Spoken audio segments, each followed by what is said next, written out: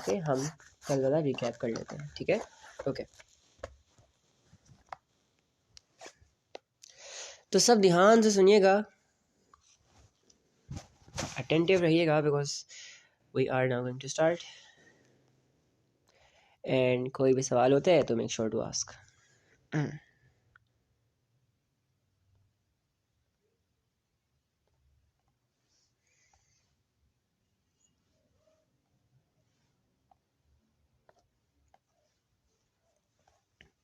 सो हमने क्या स्टार्ट किया था देख लेते हैं, ठीक है। तो कहानी यहाँ से शुरू होती है। ये चीज़ें हमने फर्स्ट लेक्चर में की थी और फर्स्ट लेक्चर में आप सब लोग आए थे, ठीक है। तो देखो यहाँ पर ध्यान से, कहानी यहाँ से स्टार्ट होती है कि एक इंसान था एक दफ़ा जो ना डिस्कवरीज कर रहा था, एक्सपेरिमेंट्स कर रहा था ऐसे एटम्स, ऐसे एलिमेंट्स के ऊपर जिनका एटॉमिक नंबर 82 से ज़्यादा है, ठीक है। तो उसने क्या किया था, उसके ड्रॉअर में ना एक फ़ोटोग्राफिक फ़िल्म रखी हुई थी। अब फ़ोटोग्राफिक फ़िल्म क्या होती है, तो देखो फ़ोटोग्राफिक फ़िल्म जो है ना वो बेसिकली पुराने ज़माने में जब पिक्चर्स खींचनी होती थी तो कैमरे नहीं होते थे, हम जैसे हमारे मोबाइल के कैमरे वैसे कैमरे नहीं होते थे, उसके अंदर एक फ़िल्म डलती थी, फ़ोटोग्राफिक फ़िल्म, और उसके ज़रिए से पिक्चर्स क्लिक की जाती थी। उसके ड्रॉअर में पड़ी थी एक फ़ोटोग्राफिक फ़िल्म और साथ उसने वो एलिमेंट रखा हुआ था जिसका एटॉमिक नंबर 82 से ज़्यादा है, ठीक है।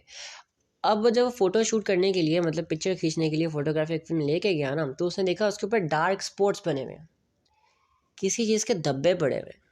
अब वो हैरान कि जब वो लेके आया वो फ़ोटोग्राफिक फ़िल्म बिल्कुल सही थी और दराज में कोई ऐसी चीज़ थी भी नहीं, और ना ही उसने उसको सनलाइट में रखा कि ऐसा कुछ हो जाए। तो उसने जाके दोबारा से अपना ड्रॉअर देखा, तो ड्रॉअर में वो एलिमेंट पड़ा हुआ था। उसने देखा, उसने एज्यूम किया कि भाई इस एलिमेंट में से कुछ निकला है जिसकी वजह से इस फ़ोटोग्राफिक फ़िल्म के ऊपर एक डार्क स्पॉट बना है। तो उसने क्या किया, ये पता करने के लिए उसने एक फ़ोटोग्राफिक फ़िल्म रखी, ठीक है, फ़ोटोग्राफिक फ़िल्म रखी, और उसके सामने ना वही सब्सटेंस उसे रख दिया जिसमें से उसको लग रहा था कुछ ना कुछ निकल रहा है। उसने आसपास ना एक लीड का बॉक्स रख दिया। लीड का बॉक्स इसीलिए रखा ताकि जो भी चीज़ निकल रही हो डायरेक्ट फ़ोटोग्राफिक फ़िल्म पे जाए, सराउंडिंग्स में ना जाए, ठीक है। एंड उसने नोटिस किया कि भाई इस फोटोग्राफिक फिल्म पे ना एक डार्क स्पॉट बन रहा है, बिल्कुल सीधा एक डार्क स्पॉट बन रहा है। अब ये पता लगाने के लिए कि कितनी चीज़ें निकल रही हैं और उनकी प्रॉपर्टीज़ क्या हैं, उसने क्या किया कि दोनों तरफ ना इलेक्ट्रिक फील्ड्स इंट्रोड्यूस करवा दी, एक तरफ पॉजिटिव एक तरफ नेगेटिव। तो हुआ ये कि अब 3 स्पॉट्स बन रहे हैं, अब 3 स्पॉट्स बन रहे हैं। एक स्पॉट बन रहा था पॉजिटिव वाली के पास, एक स्पॉट बन रहा था नेगेटिव वाली के पास, और एक स्पॉट बिल्कुल सीधा ही बन रहा था जहाँ पहले बन रहा था, ठीक है। अब जो स्पॉट पॉजिटिव वाली के पास बना होगा, इससे हमें ये पता चला कि भाई ये चीज़ जो है ना, जो यहाँ पे आके स्पॉट बना रही है वो नेगेटिवली चार्ज है। क्यों नेगेटिवली चार्ज है? बिकॉज ये पॉजिटिव की तरफ अट्रैक्ट हुई, और ये चीज़ जो यहाँ पर स्पॉट बना रही है जो नेगेटिव की तरफ अट्रैक्ट हुई वो ऑफ कोर्स पॉजिटिवली चार्ज होगी, ठीक है। तो उसको यहाँ से ये अंदाज़ा हुआ कि भाई 3 चीज़ें निकल रही हैं सब्सटेंस के अंदर से, एक है नेगेटिवली चार्ज, एक है पॉजिटिवली चार्ज, और एक क्या है, एक न्यूट्रल है। एक क्या है, एक न्यूट्रल है, ठीक है। फिर इन चीज़ों को नाम दिया गया। अब ये चीज़ें क्या थी, इनको कहा गया रेडिएशंस। क्या कहा गया, रेडिएशंस, और रेडिएशंस को नाम दिया गया। एक थी एल्फ़ा, एल्फ़ा के ऊपर पॉजिटिव चार्ज है, एक beta and gamma, alpha beta and gamma. Beta के ऊपर नेगेटिव चार्ज है, अल्फ़ा के ऊपर पॉजिटिव चार्ज है, और गैमा के ऊपर कोई चार्ज नहीं है, न्यूट्रल है। और ये इनके सिंबल्स हैं।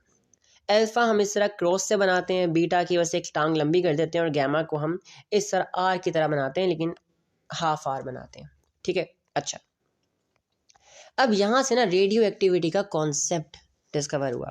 बात यह है कि देखो जो भी एटम्स अनस्टेबल होते हैं, जिनके न्यूक्लियस अनस्टेबल होते हैं, वो अपने आप को स्टेबल करने के लिए अपने अंदर से रेडिएशंस निकालते हैं। रेडिएशंस यानी alpha beta and gamma release करते हैं अपने आप को स्टेबल करने के लिए, ठीक है। और इस प्रोसेस को बोला जाता है रेडियो एक्टिविटी।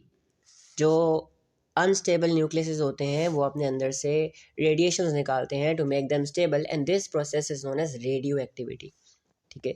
और ये एमिशन जो है ना, मतलब रेडिएशंस का निकालना बिल्कुल रैंडम और स्पॉन्टेनियस है। रैंडम का मतलब ये है कि जैसे देखो अगर एक एलिमेंट के अंदर 100 एटम्स हैं तो हमें नहीं पता कि पहले किस एटम का न्यूक्लियस रेडिएशंस निकालेगा, सब की प्रोबेबिलिटी बिल्कुल सेम है, ठीक है। हम ज़रा भी बिल्कुल भी प्रेडिक्ट नहीं कर सकते कि अगर भाई ये वाला एटम पहले रेडिएशन निकाल रहा है, फिर अगला ये वाला निकालेगा, अगला ये वाला निकालेगा, बिल्कुल रैंडम होता है। सेकेंडली स्पॉन्टेनियस का मतलब ये है कि आपको कुछ करना नहीं पड़ता है रेडियो एक्टिविटी स्टार्ट करने के लिए। आपको ना इसको गर्म करना पड़ता है, ना ठंडा करना पड़ता है, कुछ भी नहीं करना पड़ता, ये खुद ब खुद ही होता है। वो सब कुछ अनस्टेबल एटम्स जो होते हैं वो अपने आप को स्टेबल करने के लिए अपने अंदर से रेडिएशंस निकालते हैं, और ये खुद ब खुद ही होता है, हम इसको करने के लिए कुछ नहीं करते हैं, ठीक है। अच्छा, और याद रखो रेडिएशंस निकालने से पहले उस न्यूक्लियस को बोला जाता है पेरेंट न्यूक्लियाई, ठीक है। और रेडिएशंस निकालने के बाद उन्हें कहा जाता है डॉटर न्यूक्लियाई, ठीक है। और जो अच्छा, ज़रूरी नहीं है कि सारे ही एटम्स, सारे न्यूक्लियस तीनों रेडिएशंस निकालें। कोई एक निकाल सकता है, कोई दो निकाल सकता है, कोई तीनों के तीन निकालता है। लाइक कोई अल्फ़ा निकाल रहा होगा, कोई गैमा निकाल रहा होगा, या फिर कोई बीटा निकाल रहा होगा, या फिर कोई न्यूक्लियस दो निकाल रहा होगा, या फिर तीन निकाल रहा होगा, ठीक है। लेकिन ये बात याद रखो कि जो भी एटम अल्फ़ा और बीटा निकालता है, जो भी न्यूक्लियस अपने अंदर से अल्फ़ा और बीटा रेडिएशन निकालता है, तो क्या होता है, उसके अंदर प्रोटॉन नंबर चेंज हो जाता है, उसके अंदर का प्रोटॉन नंबर चेंज हो जाता है। उस वजह से क्या होता है कि अब उसका एलिमेंट ही बदल जाता है। जैसे अगर वो पहले किसी किसी वाई एलिमेंट का एटम था, वो किसी एक्स एलिमेंट का एटम बन जाएगा, ठीक है। अच्छा, अब रेडियो एक्टिविटी की डेफिनेशन अगर आपको एग्जाम में आ जाए तो क्या लिखोगे? Radio activity is a random and spontaneous emission of radiations from N unstable nuclei. ये आपने याद करनी है, ठीक है। अच्छा, फिर नेक्स्ट आपके पास आती है properties of alpha, beta and gamma. अच्छा, मुझे 1 मिनट देते हो ज़रा, मैं 1 मिनट आ रहा हूँ, बल्कि 1 मिनट में नहीं, जस्ट अ फ्यू सेकेंड्स, ठहरो 1 मिनट।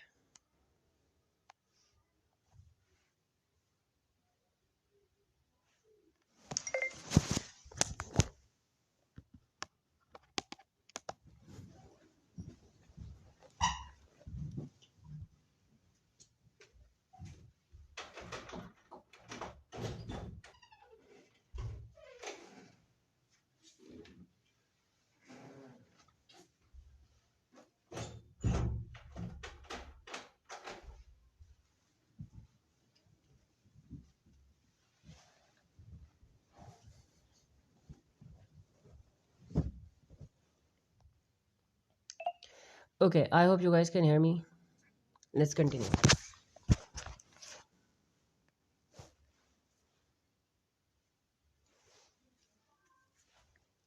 चलो ठीक है, अब हम पढ़ने लगे हैं अल्फ़ा, बीटा और गैमा की प्रॉपर्टीज़, ठीक है। तो नेचर वाइज देखा जाए तो अल्फ़ा पार्टिकल्स क्या होते हैं? अल्फ़ा पार्टिकल्स होते हैं हीलियम न्यूक्लियस, इनके अंदर 2 प्रोटॉन्स होते हैं, 2 न्यूट्रॉन्स होते हैं। बीटा पार्टिकल्स क्या होते हैं? These are fast moving electrons जो कि न्यूक्लियस से निकलते हैं। अब आप कहोगे न्यूक्लियस में इलेक्ट्रॉन्स कहाँ से आ गए? ये पढ़ेंगे इंशाल्लाह आगे कि कहाँ से आए। बस अभी याद रखो कि बीटा पार्टिकल्स क्या होते हैं? ये इलेक्ट्रॉन्स होते हैं जो न्यूक्लियस से निकलते हैं। और गैमा रेज क्या होती हैं? ये हाई फ्रिक्वेंसी इलेक्ट्रोमैग्नेटिक वेव्स होती हैं, ठीक है।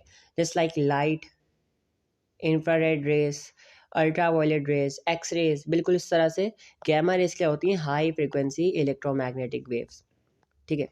अच्छा, अब अल्फ़ा के ऊपर चार्ज क्या होता है? देखो, अल्फ़ा के अंदर 2 प्रोटॉन्स हैं और 2 न्यूट्रॉन्स हैं। न्यूट्रॉन के ऊपर कोई चार्ज नहीं होता, लेकिन प्रोटॉन के ऊपर +1 का चार्ज होता है। तो 2 प्रोटॉन्स हैं, इसलिए +2 का चार्ज, ठीक है। बीटा पार्टिकल में एक इलेक्ट्रॉन होता है और इलेक्ट्रॉन के ऊपर नेगेटिव चार्ज होता है, इसलिए बीटा पार्टिकल के अंदर -1 का चार्ज होता है। गैमा रेज पे कोई चार्ज नहीं है, ये न्यूट्रल है, इस पर कोई चार्ज नहीं है, ठीक है। अगर मैस की बात की जाए, क्योंकि 2 प्रोटॉन्स हैं और 2 न्यूट्रॉन्स हैं, तो इनका मैस होगा 4u। यू क्या है? एटॉमिक मैस, ठीक है। और इलेक्ट्रॉन का मैस आपको पता है, इलेक्ट्रॉन का मैस कितना होता है? 1/1840u। गैमा रेज का कोई मैस नहीं है, दीज आर, ये एनर्जी है, बेसिकली रेज है ना लाइट की तरह, इनका कोई मैस नहीं होता, इनका कोई मैस नहीं है। अगर स्पीड की बात की जाए तो देखो, ये डिपेंड करता है सोर्स पर, जिस सोर्स उनको कितनी स्पीड से फेंक रही है, कितनी स्पीड से वो सोर्स से निकल रही है। लेकिन जो मैक्सिमम स्पीड है ना, अल्फ़ा की मैक्सिमम स्पीड है 1/10 ऑफ स्पीड ऑफ लाइट, ठीक है। और जो बीटा पार्टिकल्स हैं इनकी मैक्सिमम स्पीड है 9/10 ऑफ स्पीड ऑफ लाइट, और गैमा रेस और travel he speed of light से करती हैं, क्योंकि ट्रांसफर इलेक्ट्रोमैग्नेटिक वेव्स, जितनी भी इलेक्ट्रोमैग्नेटिक वेव्स है ना, माइक्रोवेव्स हो गई, इंफ्रारेड वेव्स हो गई, एक्सरेज होगी, गैमा रेज होगी, ये सारी रेज जो हैं ये लाइट की स्पीड से ट्रैवल करती हैं। अब आता है आयोनाइजिंग इफेक्ट। अब आयोनाइजिंग इफेक्ट का मतलब क्या है?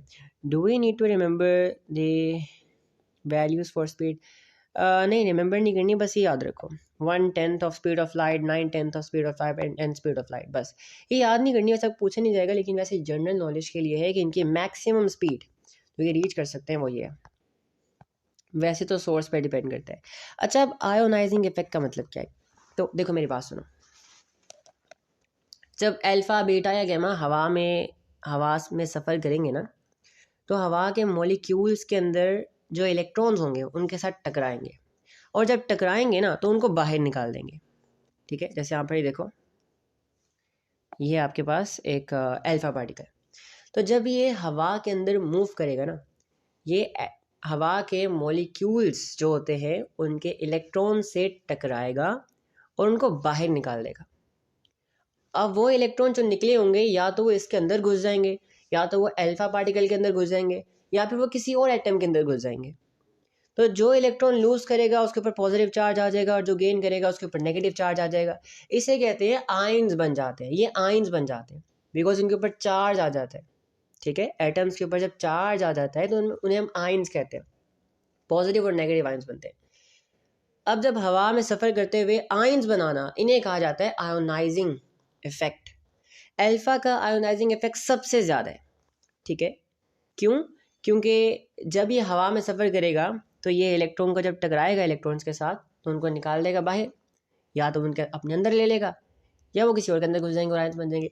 लेकिन जब ये करीब से गुजरेगा एटम्स के, तब भी उनको आयोनाइज कर देगा।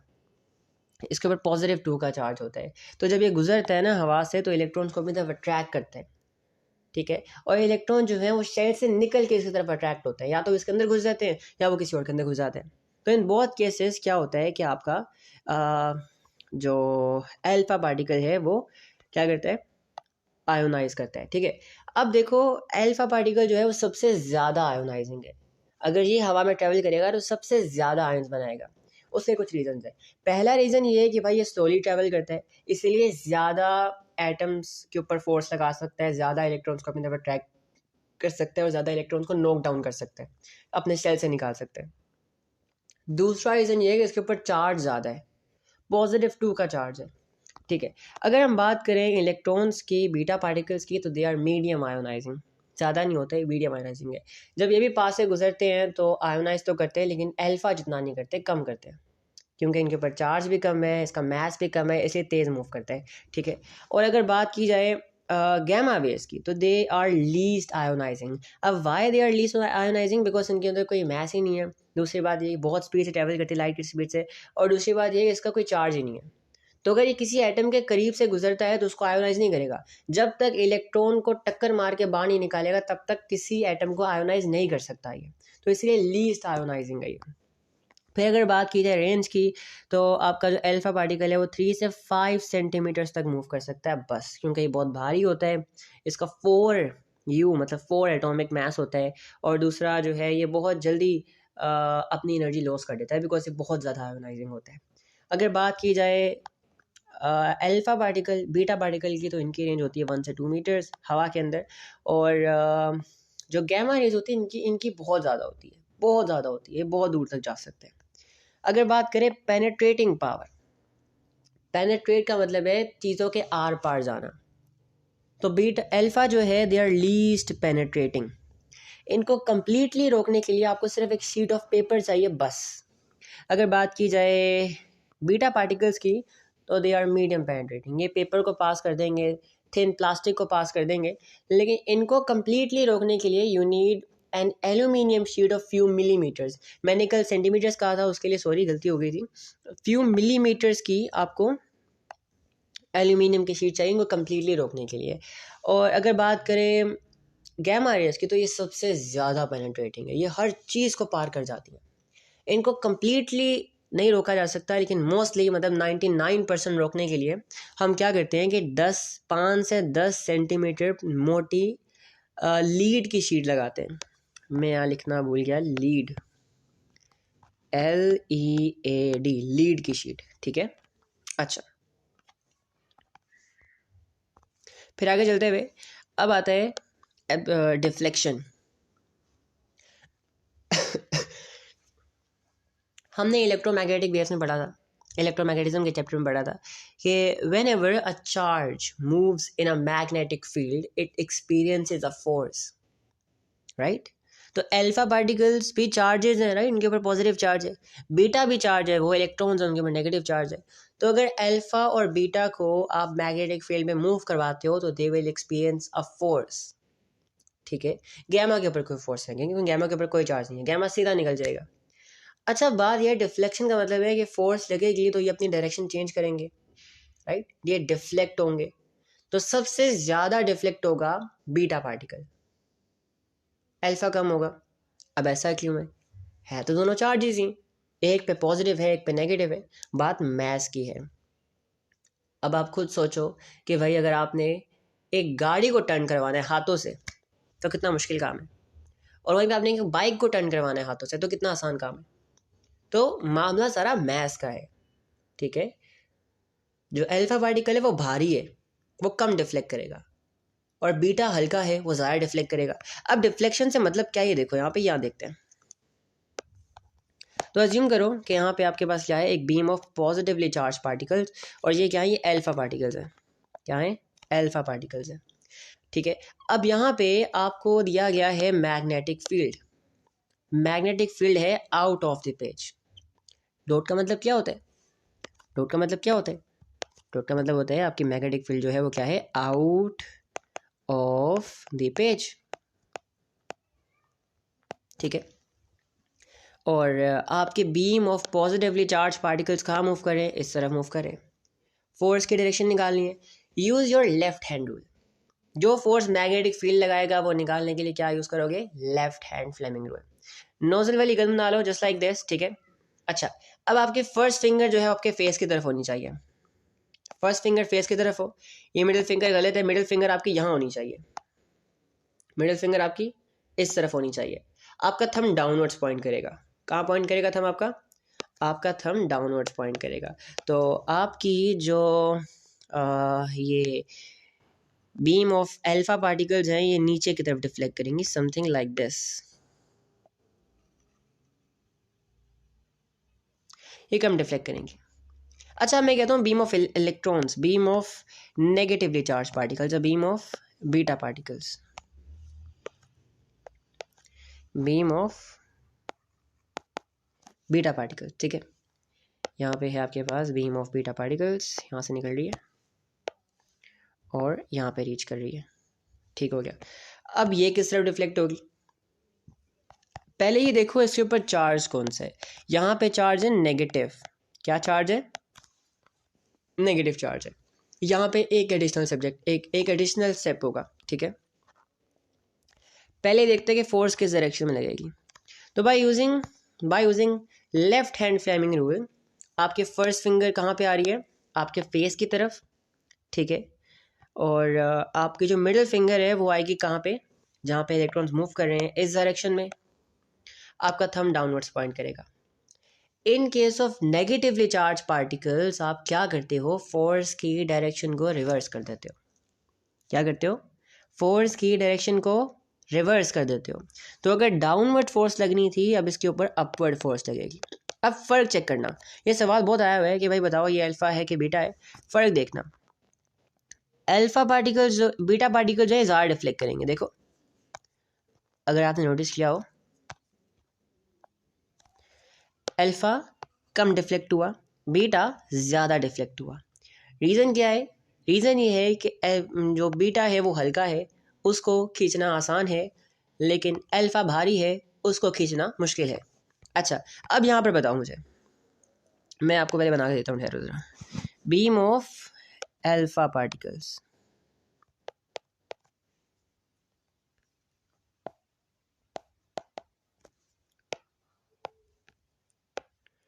ये आपकी बीम जा रही है, बताओ फोर्स डाउनवर्ड्स लगेगी या अपवर्ड्स लगेगी, बताओ फोर्स डाउनवर्ड्स लगेगी या अपवर्ड्स लगेगी, downwards, yep thumb is a force, downwards लगेगी या फिर अपवर्ड्स लगेगी, बताओ। First finger into the page, middle finger कहाँ पे, जहाँ पर आपके ये अल्फा पार्टिकल्स मूव कर रहे हैं उस डायरेक्शन में, और थंब देखो कहाँ पॉइंट कर रहे हैं। Okay Zainab is saying upwards, okay Mariam is saying upwards as well, and बाकी अनुष्का, अनुष्मिया और कौन है, मरियम ने बता दिया, ठीक है। Okay Anushka is saying upwards as well, शाबाश, फोर्स आपकी अपवर्ड्स लगेगी और डिफ्लेक्शन कम होगी, डिफ्लेक्शन कम होगी, वाई, बिकॉज अल्फा पार्टिकल्स हैं, भारी हैं, इनको डिफ्लेक्ट करवाना मुश्किल है। अब यहाँ पर बता दो beam of beta particles, what about beam of beta particles,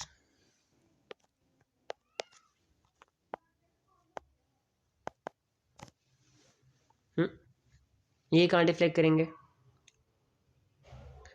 okay Zainab is saying downwards, anyone else, सब बच्चे बताओ, अनुष्का, अनुष्मिया, सारा एंड मरियम, मनीज़े, ये जाएगा, शाबाश, ये जाएगा डाउनवर्ड्स।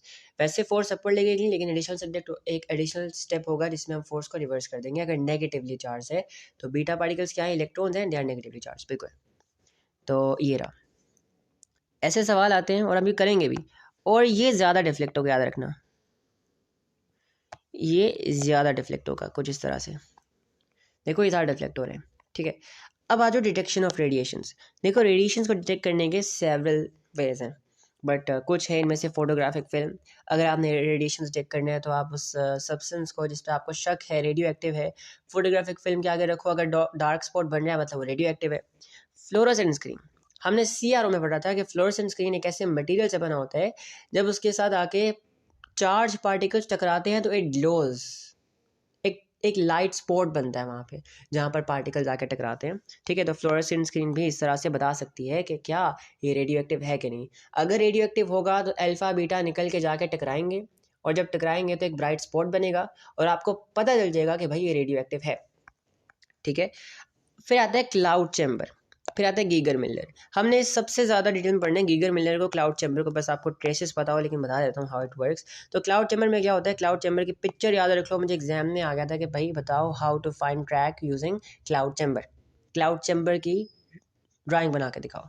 तो मैंने पढ़ा नहीं था, मुझे पता ही नहीं था ये है क्या, तो ये देख लो यहाँ पे ध्यान से, गलती आप लोग ना करना, ठीक है। क्लाउड चैम्बर में क्या होता है कि नीचे आपने ड्राई आइस रखी होती है और अंदर ना आपने एक ग्लास का जार रखा होता है और ऊपर आपने एक ट्रांसपेरेंट लिड रखी होती है ताकि आप अंदर देख सको। अब होता है क्या है कि इसके अंदर ना आपके पास अल्कोहल के वेपर्स होते हैं। जब आप सोर्स को यहाँ पर रखते हो ना, रेडियोएक्टिव सोर्स को यहाँ पर रखते हो, तो इस तरह से अल्फा बीटा और गैमा जब निकलते हैं तो वो आसपास की एयर को आयोनाइज करते हैं, और जब वो आयोनाइज करते हैं तो यहाँ पे वेपर्स बनते हैं, ओह ट्रेसेस बनते हैं। जैसे हवा में जहाज़ गुजरता है तो पीछे लाइन सी बनती है क्लाउड की, धुएं की लाइन सी बनती बनती जाती है, ट्रैक बनता है। बिल्कुल वैसे ही अल्फा बीटा,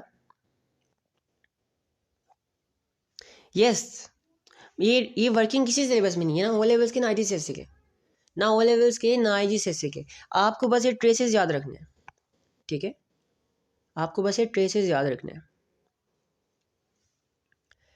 बस आपको ये ड्राइंग आती है और ट्रेसेस याद रखनी है। मैं तो वैसे जनरल नॉलेज के बता रहा हूँ कि हाउ इट वर्क्स। तो जैसे जहाज़ के पीछे धुएं के ट्रेसेस बनते हैं ना, वैसे अल्फा बीटा और गैमा के ट्रेसेस बनते हैं, ठीक है। अब अल्फा के जो ट्रेसेस बनते हैं वो स्ट्रेट बनते हैं और थिक बनते हैं, क्योंकि अल्फा मोटा है, ज़्यादा आयोनाइजिंग है, भारी है, तो इसके जो ट्रेसेस बनते हैं वो छोटे छोटे बनते हैं, थिक बनते हैं और स्ट्रेट बनते हैं।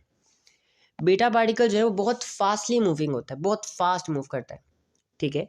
और फास्ट मूविंग इलेक्ट्रॉन्स होते हैं, ये भी आयोनाइजिंग है लेकिन अल्फा से कम, इसलिए इनके ट्रैक्स थोड़े बारीक बनते हैं, जिग जैग बनते हैं।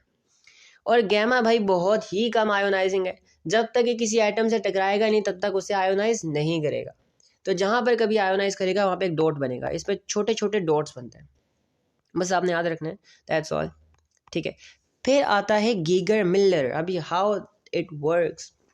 तो गीगर मिलर में क्या होता है कि आप जब इसके सामने एक रेडियो एक्टिव सोर्स रखते हो, क्या नाम है, और पीछे इसके लीड का बॉक्स रख देते हो, तो जब ये रेडिएशन इसके अंदर एंटर करती हैं तो आपको यहाँ पे काउंटर बना होता है, काउंटर लगा होता है, वो आपको बताता है।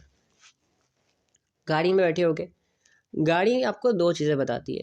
पहला, the total distance it has travelled, जो इसका नोडोमीटर होता है, जो डिस्टेंस मेजर करता है कि भाई गाड़ी ने इस पॉइंट से लेके इस पॉइंट तक या इतने टाइम में कितना डिस्टेंस ट्रेवल किया। ठीक है, और दूसरी चीज़ वो आपको बताता है गाड़ी की स्पीड, जैसे 60 किलोमीटर्स पर आवर है ना, रेट बताता है स्पीड डिस्टेंस कवर का, 90 किलोमीटर्स पर आवर। इसी तरह ये गीगर मिलर दो चीज़ें बताता है।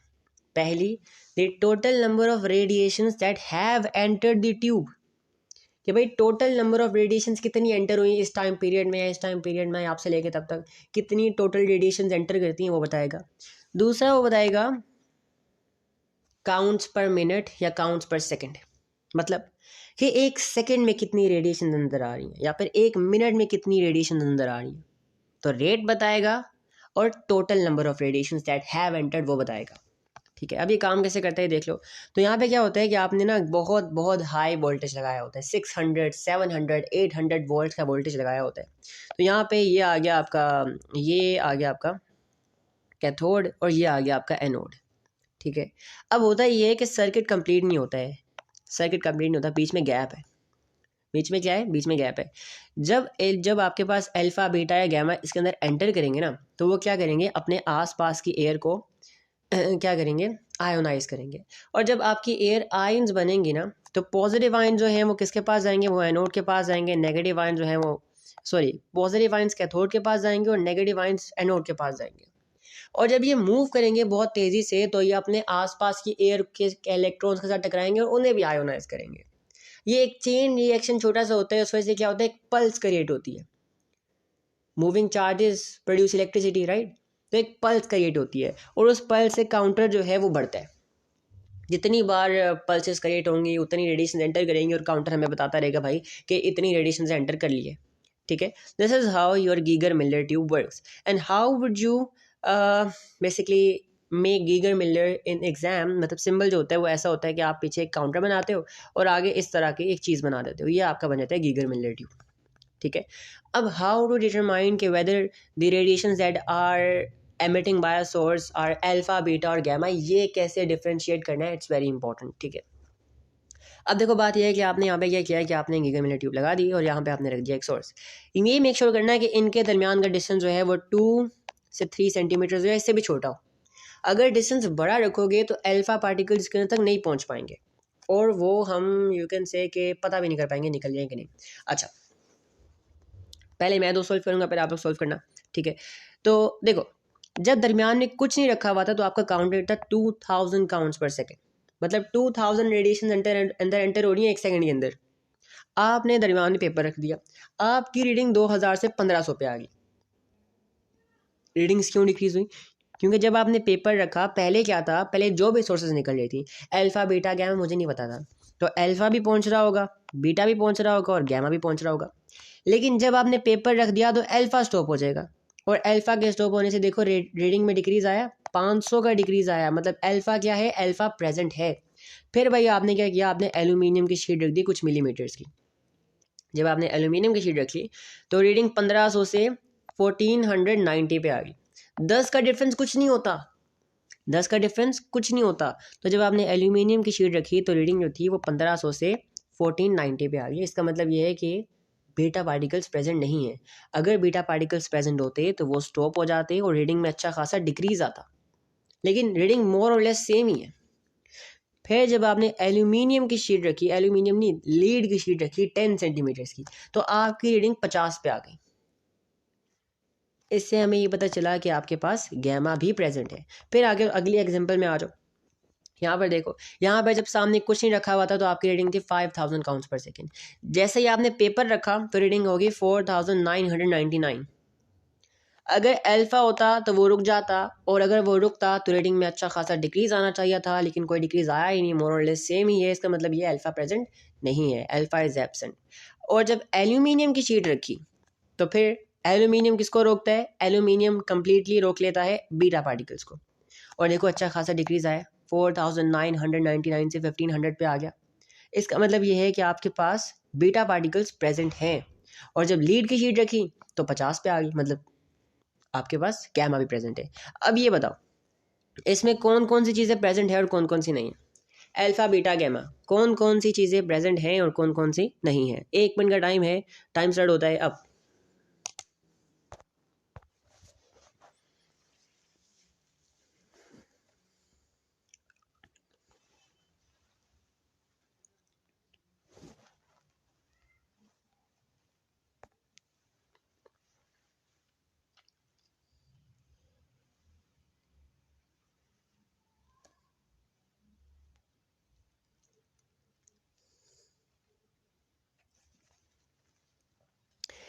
जब कुछ नहीं रखा हुआ था तो रीडिंग थी 3000। जब पेपर रखा तो 2555 होगी। इसका मतलब समझो क्या मतलब है। और जब एल्यूमिनियम रखा तो 20 पे आ गई, लीड रखा तब भी 20 पे ही थी। तो इससे क्या पता चल रहा है? ओके, अभी तक सिर्फ मरियम का आंसर है।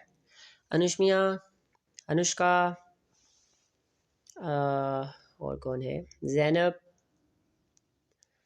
मनीज़े। I would appreciate answers from you guys as well. क्या क्या प्रेजेंट है यहाँ पर और क्या क्या प्रेजेंट नहीं है? मतलब अनुष्मिया क्या प्रेजेंट है? अल्फ़ा बीटा गैमा में से क्या क्या प्रेजेंट है सोर्स के अंदर, क्या क्या निकल रहा है इसमें से? यप, अल्फ़ा एंड बीटा, सिर्फ अल्फ़ा एंड बीटा प्रेजेंट है, गैमा नहीं है। पेपर रखा, रीडिंग रुकी, रीडिंग में डिक्रीज़ आया। एल्यूमिनियम रखा तब भी रीडिंग में डिक्रीज़ आया। लेकिन जब लीड की शीट रखी तो मोर और लेस सेम ही था, कोई चेंज नहीं आया। ठीक है, आगे आ जाओ। अब ये वाला सोल्व करो ज़रा, फटाफट से बताओ कि यहाँ पे क्या क्या प्रेजेंट है। अल्फ़ा बीटा गैमा में से क्या क्या प्रेजेंट है यहाँ पे?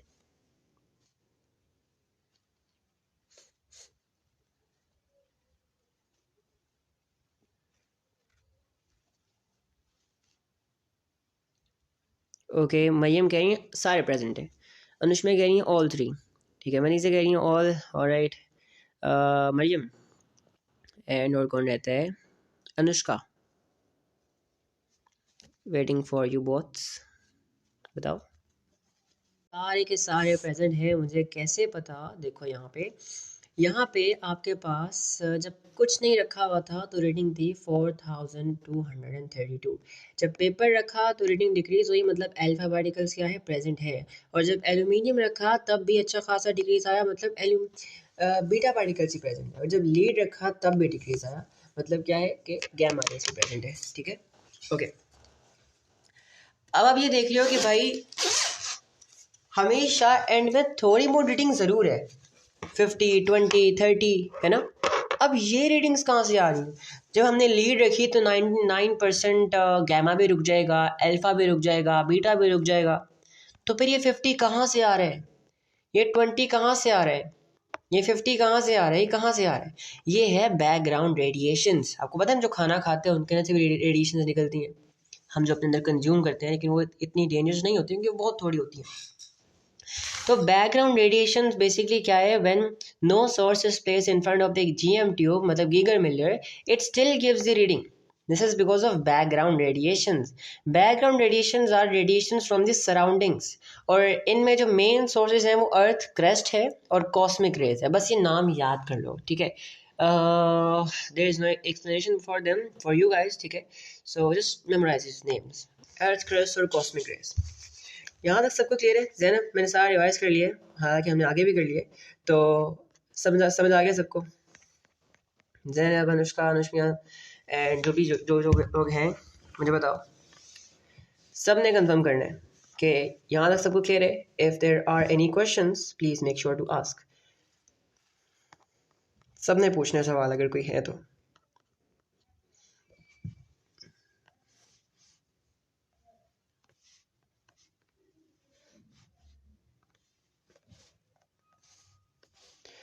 Let's do some easy peasy questions, बहुत आसान क्वेश्चंस करते हैं पहले। I would like you guys to solve both these questions, दोनों क्वेश्चन सॉल्व करो, ठीक है, और मुझे इनका आंसर बताओ।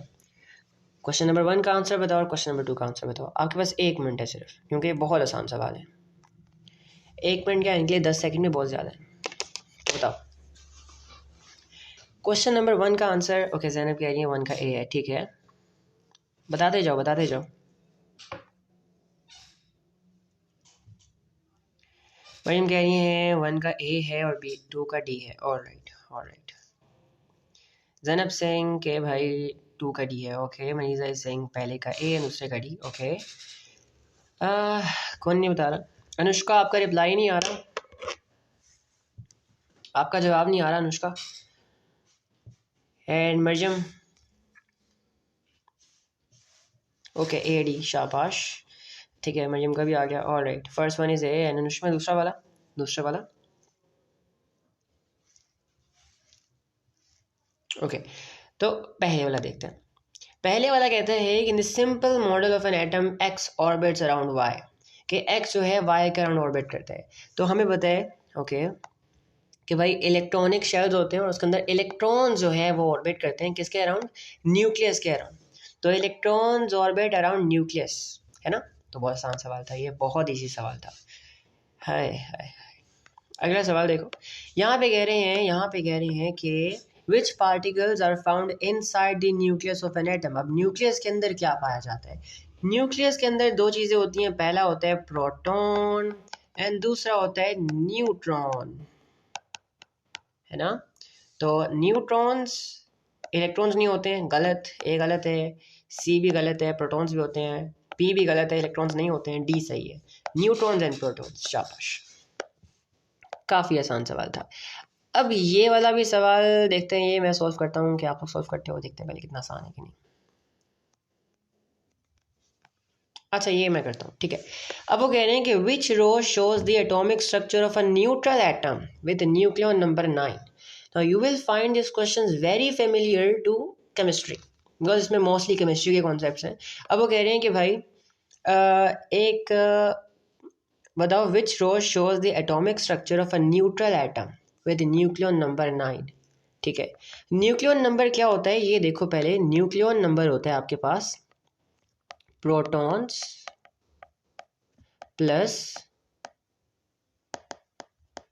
न्यूट्रॉन्स, है ना, प्रोटॉन्स प्लस न्यूट्रॉन्स।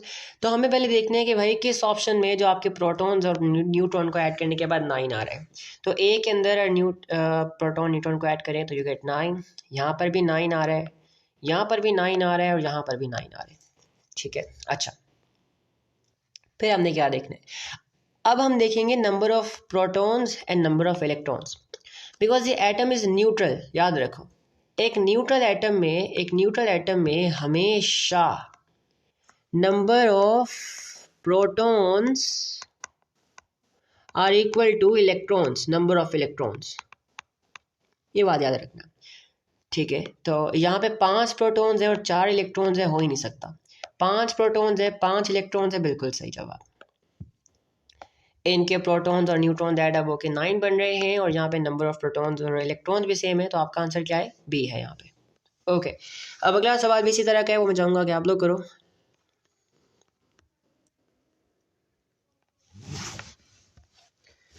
एक बहुत आसान सवाल है, मेरे ख्याल से किसी ने सवाल पूछा था कि भाई is it important to remember the trend, कि भाई ऊपर क्या आएगा और नीचे क्या आएगा। तो yeah it is, and you can see a proper question, 2020 का क्वेश्चन है, ये सॉल्व करो। The nuclear notation for an isotope X is A upon Z, A ऊपर जेड नीचे। How many neutrons are there, neutrons कितने ये बता दो। केमिस्ट्री मैटर नहीं करता, पीरियोडिक टेबल में कभी ऊपर होता है कभी नीचे होता है, लेकिन यहाँ पे बहुत मैटर करता है फिजिक्स के अंदर।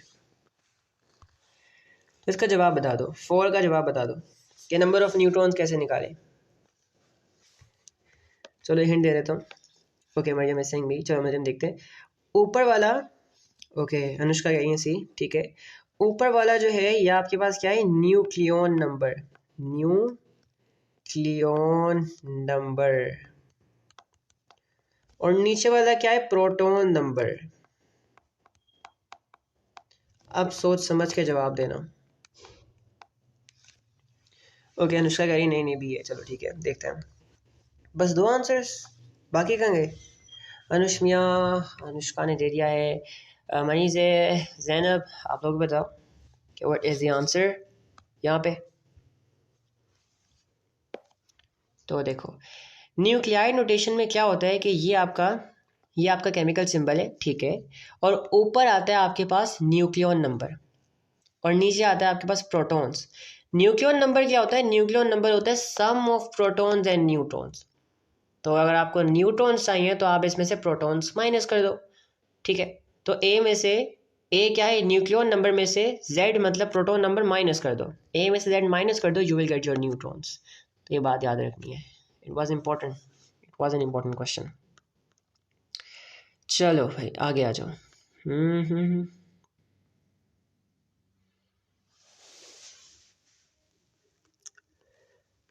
ओके, अब ये सवाल करके दिखा दो मुझे। A neutral atom of boron contains 5 electrons and 5 protons. 5 he electrons हैं और 5 ही प्रोटॉन्स हैं। वाह भाई, 5 इलेक्ट्रॉन्स हैं, 5 प्रोटॉन्स हैं। ओके मनी से saying C, the nucleon number okay is 11। How many neutrons are there? Neutrons कितने? मरियम भी सी कह रही हैं, चलो देखते हैं। ओके, तो न्यूट्रॉन्स कैसे निकालते हैं भाई? नंबर ऑफ न्यूट्रॉन्स निकालने के लिए, ऑलराइट शाबाश, वेरी गुड। न्यूट्रॉन्स निकालने के लिए हम क्या करते हैं, न्यूक्लियन नंबर में से हम प्रोटॉन्स माइनस कर देते हैं, ठीक है। तो न्यूक्लियन नंबर 11 है, प्रोटॉन्स 5 है, यहाँ पे पास कितना आ गया 6। कितने प्रोटॉन्स हैं, कितने न्यूट्रॉन्स हैं? 6 न्यूट्रॉन्स हैं, शाबाश। अगला सवाल,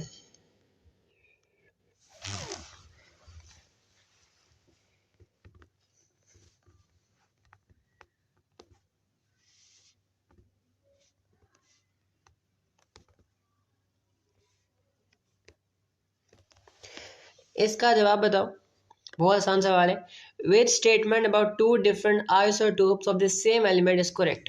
Which statement about two different isotopes of the same element is correct?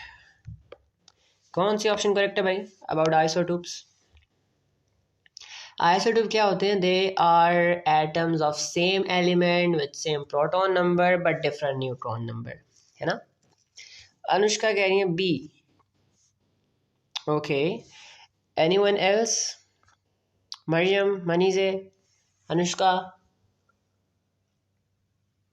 Zainab?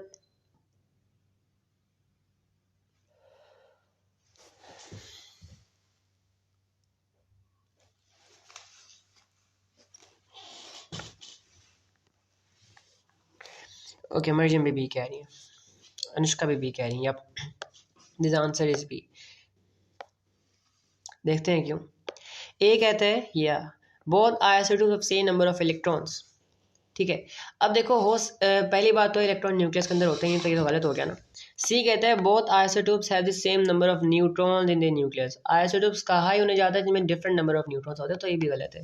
D कहता है both isotopes have the same number of nucleons in the nucleus.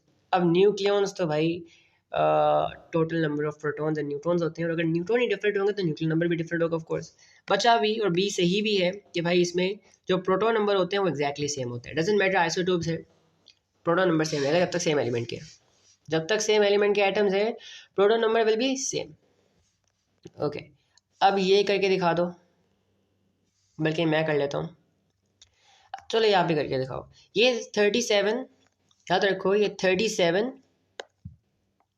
और 35 ये न्यूक्लियन नंबर है, ये क्लोरीन के न्यूक्लियन नंबर है, ठीक है।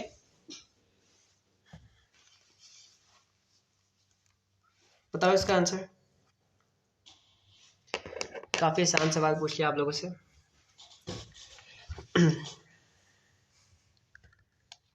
ओके, अनुष्का कह रही है सी। मरियम, अनुष्का, मनीजे, अनुष्मिया, बताएं आप लोग भी। मरियम भी सी कह रही हैं, ठीक है। और बाकी बाकी लोग बाकी लोगों का क्या ख्याल है? मनीजा भी सी कह रही हैं, ओके। अनुष्मिया आपका आंसर रह गया। Yep, the answer is C. क्योंकि देखो यहाँ पे क्या है, प्रोटॉन नंबर तो सेम ही होगा ना। यहाँ पे क्या है कि आपका न्यूक्लियन नंबर 37 है और यहाँ पे क्या है, न्यूक्लियन नंबर 35 है। ठीक है, तो how does a nucleus of isotope of chlorine 37 differs from a nucleus of N isotope of chlorine 35? यहाँ पे क्या है कि न्यूक्लियन नंबर 2 से ज़्यादा है, प्रोटॉन नंबर तो सेम होगा, तो जाहिर सी बात है न्यूट्रॉन 2 ज़्यादा होंगे। तो क्या है, इट कंटेन्स 2 एक्स्ट्रा न्यूट्रॉन या 2 मोर न्यूट्रॉन्स। ठीक है, और सवाल करते हैं। These are basically really good questions for beginners. अब ये 2 सवाल हैं, ये भी जल्दी से सॉल्व कर लो, मज़े के सवाल है। क्वेश्चन नंबर 10 और क्वेश्चन नंबर 11 का आंसर बताओ मुझे।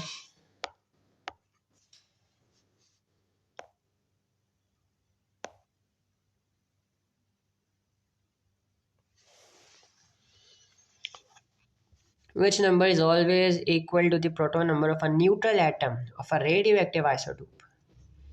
रेडियो एक्टिव भी है, आइसोटोप भी है और न्यूट्रल भी है। मरियम कह रही है ए, ओके। अनुष्का भी ए कह रही है, ठीक है। अनुष्मिया एंड जैनब एंड और कौन है, मनीज है, आप लोग भी बताएं। अनुष्मिया भी ए कह रही है, ठीक है। ये the answer is a, because जब तक वो न्यूट्रल है तब तक इलेक्ट्रॉन जो है वो किसके इक्वल होंगे, इलेक्ट्रॉन हमेशा इक्वल होंगे प्रोटॉन्स के। ठीक है, अब दूसरा सवाल देखो, इसका आंसर बताओ। इन दी गीगर मार्टसन एक्सपेरिमेंट, लाइक जो आपको बताया था Rutherford experiment, a beam of alpha particles is fired at a very thin sheet of gold foil in a vacuum. What is deduce from इस एक्सपेरिमेंट? इस एक्सपेरिमेंट से क्या डिड्यूस हुआ था, क्या कंक्लूजन बना था?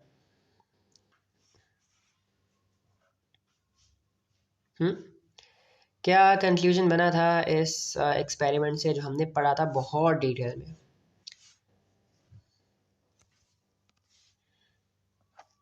ये थोड़ा मुश्किल लग रहा है आप लोगों के लिए, लेकिन ट्राई करो, everything is possible. Manize is saying D. Okay, anyone else? Anushka, Anushmia, Zainab, and Marjam.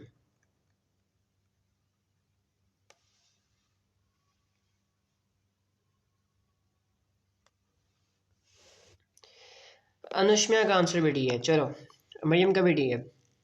So majority is saying D, Anushka का भी डी है। Yep, the answer is D. देखो पहला कहता है alpha particles are repelled by electron, तो पहली बात तो ये स्टेटमेंट ही गलत है ना। और ये हमने कहीं नहीं पढ़ा भाई कि अल्फा पार्टिकल इससे अट्रैक्ट रिपेल हो रहे हैं। एक पे नेगेटिव चार्ज है, एक पे पॉजिटिव चार्ज है, तो अट्रैक्शन होनी चाहिए, right. Atom contains air, atom के अंदर हवा कहाँ से आ गई भाई? एटम के अंदर स्पेस है, एम्प्टी स्पेस है, ये नहीं कहा हवा है। हवा का कैसे पता चलता? Electrons are found in atomic nuclei, ऐसा बिल्कुल नहीं है, इलेक्ट्रॉन न्यूक्लियस में नहीं होते, इलेक्ट्रॉन शेल्स के अंदर होते हैं, रोटेट कर रहे होते हैं। डी कहते हैं nuclei are much smaller than atoms, ये बिल्कुल सही बात है। अगर एटम इतना बड़ा है तो न्यूक्लियस छोटा सा होगा, ये बिल्कुल सही है। और यही रिड्यूस हुआ था कि भाई एटम बहुत बड़ा है और न्यूक्लियस बहुत छोटा है।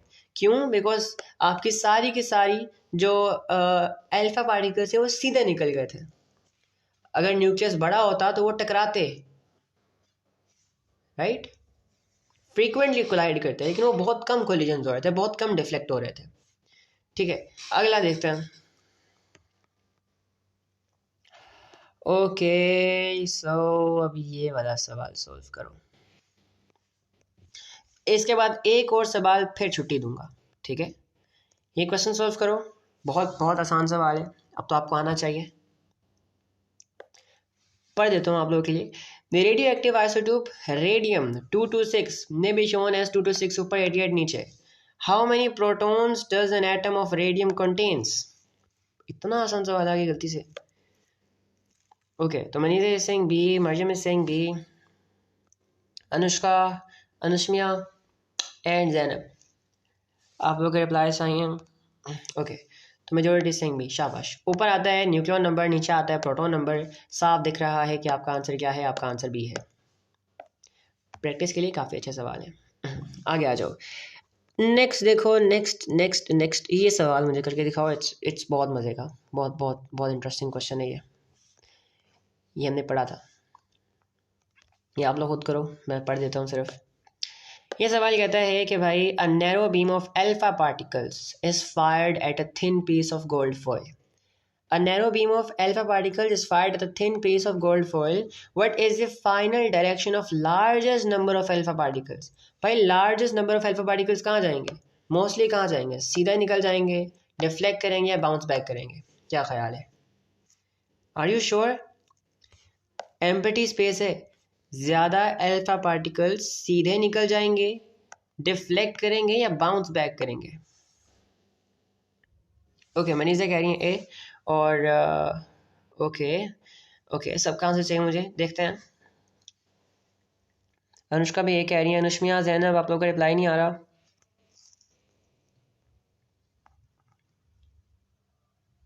ठीक है जैनब, आप भी बताएं। तो मोस्टली आंसर जो है वो यहाँ पे ए के आ रहे हैं। ठीक है, यप, ए सही आंसर है। क्यों? क्योंकि एटम में एम्प्टी स्पेस है बहुत कम। जब वो न्यूक्लियस की फील्ड में जाते हैं तब डिफ्लेक्ट होते हैं, और जब वो न्यूक्लियस से टकराते हैं तब बाउंस बैक करते हैं। मोस्टली एम्प्टी स्पेस है तो मोस्टली सीधे ही निकल जाते हैं। ठीक है, याद है ना, हमने पढ़ा था शुरू में, हमने ये तो पढ़ा था देखो, कि मोस्टली सीधे निकल जाएंगे, बहुत कम डिफ्लेक्ट करेंगे और बहुत ही कम बाउंस बैक करेंगे जब कभी वो टकरा जाए एटम के साथ। तो this was all for today. ठीक है, we have done most of the chapter. बस एक ही चीज़ रह गई है इस चैप्टर में, वो है रेडियो एक्टिव डिके। इंशाल्लाह इन पास चैप्टर्स को कंटिन्यू करेंगे मंडे को पास चैप्टर्स करेंगे और फिर आगे कंटिन्यू करेंगे इंशाल्लाह हमारा चैप्टर जल्दी ख़त्म हो जाएगा। यहाँ तक if there are any questions, any queries, any मुश्किलात, तो प्लीज़ लेट मी नो। अगर कुछ